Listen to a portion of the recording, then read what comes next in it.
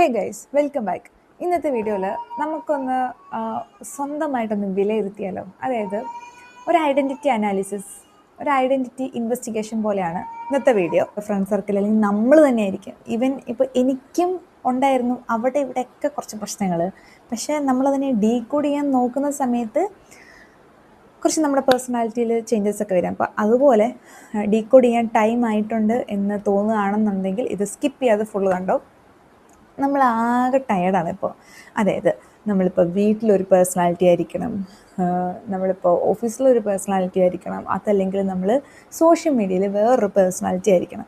നമ്മളിങ്ങനെ ഓടിക്കൊണ്ടിരിക്കുകയാണ്. നമ്മൾ ഒരാളായിട്ട് കാണിക്കാൻ വേണ്ടിയിട്ട്, അല്ലെങ്കിൽ നമ്മൾ ഇന്ന ആളെന്ന് കാണിക്കാൻ വേണ്ടിയിട്ട് സത്യം പറഞ്ഞാൽ നമ്മൾ ഓടി ഓടി ഓടി ഇപ്പം ടയേർഡാണെന്ന് എനിക്ക് പറയാം. അപ്പോൾ ഇതിന് പറയുന്ന പേരാണ് ഇംപ്രഷൻ മാനേജ്മെൻറ്റ്. ഇത് ശരിക്കും പറഞ്ഞാൽ ഒരു ഡ്രാമാറ്റർജിക്കൽ അനാലിസിസ് പോലെ നിങ്ങൾ കാണണം. കാരണം സോഷ്യൽ മീഡിയ കൂടെ വന്നതിന് ശേഷം നമ്മളിപ്പോൾ നമ്മൾ വിചാരിക്കുന്ന പോലെ അല്ലെങ്കിൽ നമ്മൾ കാണുന്ന പോലെ ഒരാളെയല്ല. നമ്മളിപ്പോൾ കുറേ ആൾക്കാർ, ചില ആൾക്കാരുടെയൊക്കെ ഫാൻസ് ആയിരിക്കും. പക്ഷേ നിങ്ങൾ ശ്രദ്ധിച്ചിട്ടുണ്ടോ, നമ്മൾ ഒത്തിരി ആരാധിക്കുന്ന ഒരാളുടെ സൈഡിൽ നിന്ന് എന്തെങ്കിലും ഒരു നെഗറ്റീവ് വരുന്ന സമയത്ത് നമ്മളൊക്കെ അവർക്ക് എഗെയിൻസ്റ്റ് ആവും. നമ്മൾ പോയിട്ട് ശരി അങ്ങനെയുള്ള വീഡിയോസിൻ്റെ ഇടയിൽ പോയി കമൻറ്റ് ഇടുക, ഇങ്ങനെയൊന്നും വിചാരിച്ചിരുന്നില്ല എന്നൊക്കെ വിചാരിച്ച് നമ്മളവരെ പൊങ്കാലിട്ട് തകർക്ക്. എന്തിനിങ്ങനെ നിൽക്കണേ? എല്ലാവരുടെയും ഉള്ളിൽ ഒരു രണ്ട് സൈഡുണ്ട്, ബാഡും ഉണ്ട് ഗുഡും ഉണ്ട്. ഒരാൾ ഒരു 100% ഗുഡായിട്ടിരിക്കാനൊന്നും പറ്റത്തില്ല.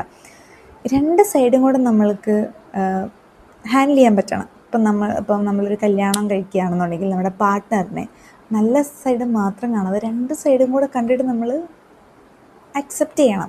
ഇതേപോലെ തന്നെയാണ് മിക്ക റിലേഷൻഷിപ്പിൽ വരിക എന്നുള്ളത്. ഇപ്പം നമ്മൾ നമ്മുടെ അച്ഛൻ്റെ അടുത്ത് അമ്മയുടെ അടുത്തൊക്കെ എന്തെങ്കിലും തെറ്റ് കാണുകയാണെന്നുണ്ടെങ്കിൽ അവരെ സ്നേഹിക്കാതിരിക്കുമോ? ഇല്ല. നമ്മൾ ആ സമയത്തൊന്ന് റേസ് ആവും. പക്ഷേ കുറച്ച് കഴിയുമ്പോൾ നമുക്ക് നമ്മുടെ ഉള്ളിലെ സ്നേഹം നമ്മൾ പതിയെ വന്നു പോകും. അതുപോലെയൊക്കെ തന്നെയല്ലേ എല്ലാ മനുഷ്യന്മാരും. അവർക്ക് എപ്പോഴും നന്നായിട്ടിരിക്കാൻ പറ്റത്തില്ലല്ലോ.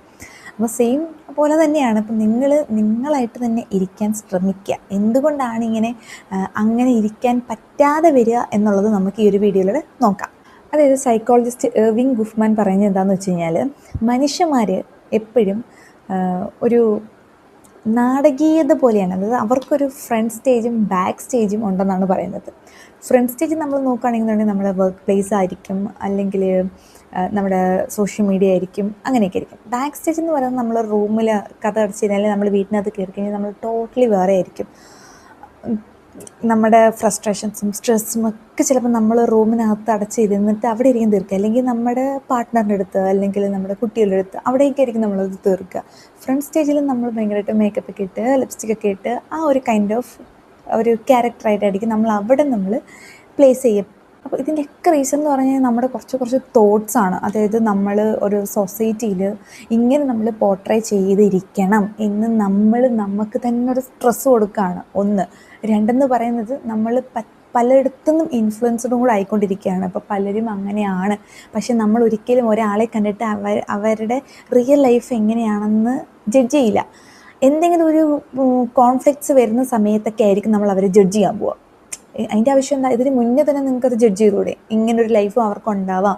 നമ്മൾ ഈ ഒരു 24/7 സോഷ്യൽ മീഡിയയിൽ കാണുന്ന സാധനങ്ങളല്ല റിയൽ എന്നുള്ളത് അക്സെപ്റ്റ് ചെയ്യേണ്ട സമയം ഈ ഒരു 2026 ആക്ച്വലി ഈ ഒരു വർഷത്തിൻ്റെ പ്രത്യേകതയും അതൊക്കെ തന്നെയാണ്. ഇപ്പം നമ്മൾ ഫുള്ള് ഈ 24 മണിക്കൂർ നമ്മൾ കണ്ടുകൊണ്ടിരിക്കുന്നതെന്ന് പറഞ്ഞു കഴിഞ്ഞാൽ സക്സസ് ആയിട്ടുള്ള ലൈഫ്, അതുപോലെ ഹാപ്പി ആയിട്ടുള്ള ലൈഫ്, ഇതൊക്കെയാണ് നമ്മൾ സോഷ്യൽ മീഡിയയിൽ കൂടെ ഒരു 90% കണ്ടുകൊണ്ടിരിക്കുക. അപ്പം നമ്മൾ അങ്ങനെ ആവണം എന്നുള്ളത് നമുക്ക് തന്നെ ഒരു സ്ട്രെസ്സ് കൊടുക്കുകയാണ്. അങ്ങനെ സ്ട്രെസ്സായിട്ടുള്ള ഒരു ലൈഫിലാണ് നമ്മളിപ്പോൾ ഒക്കെ ജീവിച്ചുകൊണ്ടിരിക്കുന്നത്. അപ്പോൾ ഇതിൻ്റെ ഒരു ആവശ്യമില്ല. നമ്മളായിട്ട് തന്നെ ഇരിക്കേണ്ട ഒരു ടൈം ശരിക്കും പറഞ്ഞു കഴിഞ്ഞാൽ എത്തിക്കഴിഞ്ഞു. അങ്ങനെ കുറേ ആൾക്കാർ ഇപ്പോൾ പ്രൂവ് ചെയ്യുന്നുണ്ട്. അപ്പോൾ നിങ്ങൾ കാണുന്ന ഒരാളല്ല, നമുക്ക് ഇങ്ങനെയും ചെയ്യിക്കാം, നമുക്കൊരു റിയൽ നമ്മൾ ഉണ്ട് എന്നുള്ളത് മനസ്സിലാക്കുന്ന കുറേ ആൾക്കാരിപ്പം മാറുന്നുണ്ട്. നമ്മളും ഇപ്പം അങ്ങനെ ആവാത്ത ആൾക്കാർക്ക് വേണ്ടിയിട്ടാണ് കേട്ടോ.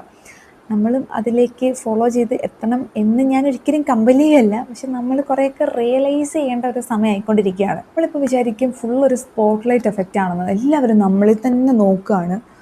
U are not in spotlight, you are just in the crowd. അത് നമ്മൾ റിയലൈസ് ചെയ്യണം. അതായത് കുറേ ആൾക്കാർക്ക് അവരുടേതായിട്ടുള്ള പ്രശ്നങ്ങളുണ്ടാകും, അവരുടേതായിട്ടുള്ള കാഴ്ചപ്പാടുകളും കാര്യങ്ങളും ഒക്കെ ഉണ്ടാകും. അവരവിടെയൊക്കെ ബിസി ആയിരിക്കും.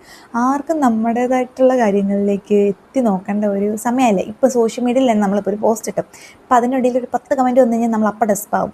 പക്ഷെ അത് അവരുടെ ആ ഒരു സമയത്ത് മാത്രമായിട്ടുള്ള അവർക്കൊരു സാറ്റിസ്ഫാക്ഷന് വേണ്ടിയിട്ട് മാത്രമാണ് ആ കമൻറ്റ് ഇടുന്നത്. അത് കഴിഞ്ഞ് അവർ ചിലപ്പോൾ തിങ്ക് ചെയ്യണമെന്നില്ല, ഈ പ്രശ്നമൊന്നും അവർ ആലോചിച്ചോണ്ടിരിക്കില്ല. അവർക്ക് വേറെ പ്രശ്നങ്ങൾ കാണും.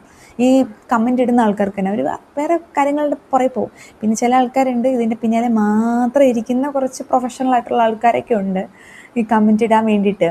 അവരെ നമ്മൾ തൽക്കാലം അങ്ങോട്ട് മാറ്റി നിർത്താം ഈ ടോപ്പിക്കിൽ നിന്ന്.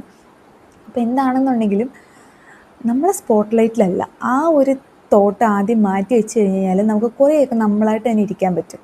ഇപ്പം ഈ ഒരു 2026 നമുക്ക് തന്നെ കൊടുക്കാൻ പറ്റുന്ന ഏറ്റവും വലിയൊരു ഗിഫ്റ്റ് എന്താണെന്ന് വെച്ച് കഴിഞ്ഞാൽ ഒത്തൻറ്റിസിറ്റി തന്നെയാണ്. അതായത് നമ്മൾ കൂടുതലും ഒരു ഫേക്ക് സ്മൈലോട് കൂടി ഇരിക്കാണ്ട് നമ്മളായിട്ട് തന്നെ പരമാവധി ഇരുന്ന് നമ്മളൊരു പേഴ്സണൽ ബ്രാൻഡിങ് ബിൽഡ് ചെയ്യാനെ കൊണ്ട് നോക്കുക. പേഴ്സണൽ ബ്രാൻഡിങ് ബിൽഡ് ചെയ്യാന്ന് പറഞ്ഞു കഴിഞ്ഞാൽ നമുക്ക് കുറച്ച് കോൺഫിഡൻസ് ഉണ്ടാക്കാൻ പറ്റുന്ന കാര്യങ്ങൾ എന്താണോ അത് ചെയ്യുക. ഒരു കോൺഫിഡൻസ് ബിൽഡ് ചെയ്യുമ്പോൾ തന്നെ നമ്മുടെ ഒരു പേഴ്സണാലിറ്റി തന്നെ ചേഞ്ചസ് ആവും.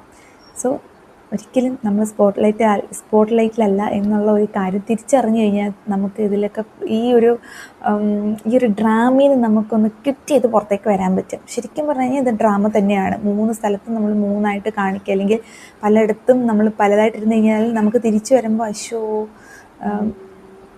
എന്തായാലും നിങ്ങളുടെ തോട്ട്സ് മാറിപ്പോവും. ആ മാറിപ്പോകുമ്പോൾ തന്നെ നിങ്ങളുടെ പേഴ്സണാലിറ്റി ചേഞ്ച് ആവുകയും ചെയ്യും. പിന്നെ നമ്മൾ ഇഷ്ടപ്പെട്ട് നമ്മുടെ കൂടെ നിൽക്കുന്നൊരു സർക്കിൾ ഉണ്ടാവും, അവർക്ക് നമ്മൾ നന്നായിട്ട് അറിയുണ്ടാവും. നമ്മൾ അവർക്കും കൂടി കുറച്ച് സ്ട്രെസ്സ് കൊടുക്കുകയാണ്. സോ അതിൻ്റെ ആവശ്യമില്ലല്ലോ. അപ്പോൾ ഇന്നത്തെ ടോപ്പിക്ക് നിങ്ങൾക്ക് ആർക്കെങ്കിലും റിലേറ്റ് ചെയ്യാൻ പറ്റിയിട്ടുണ്ട് എന്നുണ്ടെങ്കിൽ ജസ്റ്റ് കമൻറ്റ് ബിലോ. ഇനി എന്തെങ്കിലും ടോപ്പിക്കിനെ പറ്റിയിട്ട് സംസാരിക്കണം എന്ന് നിങ്ങൾക്ക് സജഷൻ ഉണ്ടെങ്കിൽ അതും കമൻറ്റിലൂടെ അറിയിക്കട്ടോ. അപ്പോൾ ഇതുപോലെയുള്ള ടോപ്പിക്കുകളൊക്കെ കാണാൻ വേണ്ടിയിട്ടും എൻ്റെ ഒരു സൈക്കോളജി റിയൽ ലൈഫ് ജേർണി കാണാൻ വേണ്ടിയിട്ട് ഒന്ന് സബ്സ്ക്രൈബ് ചെയ്ത് വെച്ച്. ബൈ.